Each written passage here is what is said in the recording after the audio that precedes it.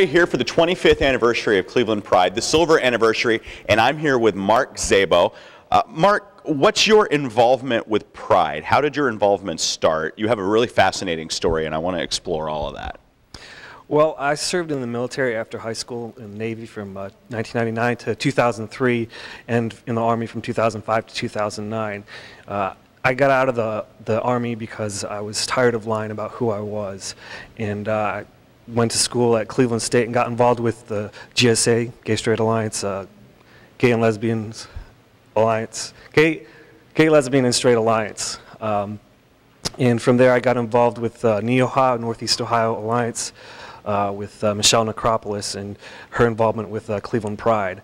And from there I helped out setting up in 2010 with the Pride and running the pop booths.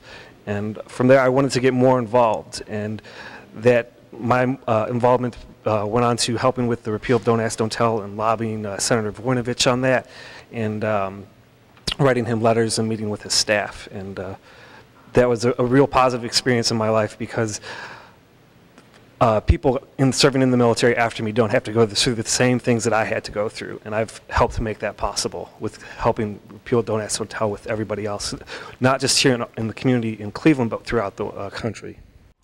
All right, so obviously Don't Ask, Don't Tell got repealed. Bravo. That was a big step for the military. And so now you're kind of a rebel without a cause. What's next for you? My next involvement is working on ENDA, the EHEA, and just anti-discrimination, whether it be local level or state or federal.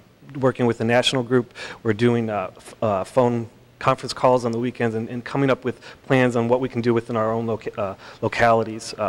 Also, we're volunteering on Wednesdays, every Wednesday night at the Lgbt Center with Equality Ohio. I'm helping run a volunteer night where we're doing a lot of research for the EHA and finding out what companies already have non-discrimination policies and using that to influence legislators.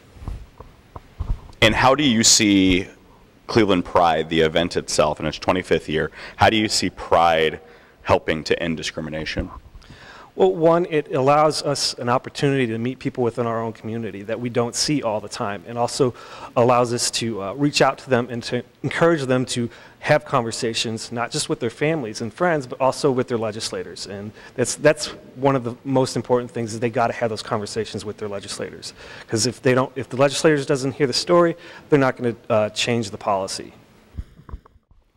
Okay, so obviously LGBT rights and equality and marriage equality are very much in the news right now with the Supreme Court. We're awaiting their decision on DOMA and on Prop 8. What do you see, now that Don't Ask, Don't Tell is gone, what do you see as the next big step the LGBT community needs to take, both politically and through activism? What's the next battle to be won? Nationally, I think that ENDA is probably the big thing, because that will have the most effect on people. We're talking about 90% of people who are transgender face discrimination in the workplace. When it comes to people who are lesbian, gay, or bisexual, it's about 40% of people who face discrimination. Discrimination can be getting fired for who they love, being denied raises, being denied promotions, or not even being hired at all. And those things impact everything, because that impacts our ability to make a living and to be able to provide for ourselves and to provide for our families. And without that ability, it's not a good life. And I think that's going to be the next positive change that we make here in this country.